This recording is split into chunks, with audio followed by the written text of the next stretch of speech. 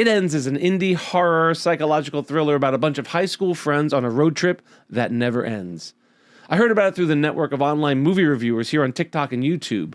Many of the cinephiles I follow and trust were raving about it, but unfortunately, there was no way to watch it. Until now. Hey, I'm Mike. I studied film, I work in TV, and if you love movies as much as I do, hit that subscribe button and get notified when new content's posted. It Ends follows four friends on a road trip heading home from college. Somehow, they navigate onto a road that they're unable to turn off of. Just dense forest on either side. When they stop, a horde of zombie-like people descend on their car, which keeps them moving for hundreds and then thousands of miles of just straight, rural, tree-lined road. Time seems to stand still. The car never runs out of gas. They never have to eat or, just a constant state of driving. It's a movie about stamina and drive, but it's also a movie about hopelessness. This simple premise for a movie ended up delivering a very complex statement, in my mind anyway, about kids graduating from college into an unknown future. Specifically, a generation of kids graduating post-pandemic, not knowing what the economy or the job market would have in store for them. I graduated college in 1995, pre-pandemic. Hell, it was pre-9/11. It was a really optimistic time, and the movies of that time reflected that optimism.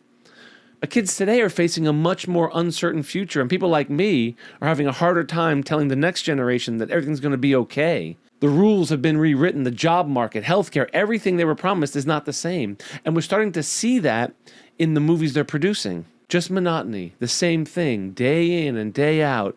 Get up, go to work, come home, rinse, repeat. I'm going to talk about some light spoilers here, but it shouldn't ruin the film for you. It Ends dives into the psyche of the characters as they process their situation. At first, they're having the time of their lives in the car with their best friends on a road trip. I mean, what's better than that? But by the end, they all become disillusioned and leave the group to find their own way, separate and alone. Kind of like life.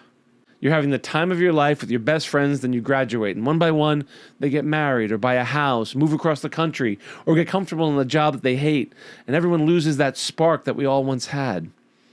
It Ends as an important film, not just for the Gen Alphas who are inheriting a shit show of an economy, but for the Gen Xers like myself who are beginning to look at life in the rearview mirror.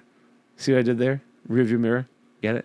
It Ends is the first feature from writer-director Alex Ulam. Ulam attended Florida State University and was asked to bug test their new virtual production LED stage. I was genuinely surprised to find out that most of It Ends was shot on the LED stage at FSU, utilizing a technique much like how The Mandalorian is shot.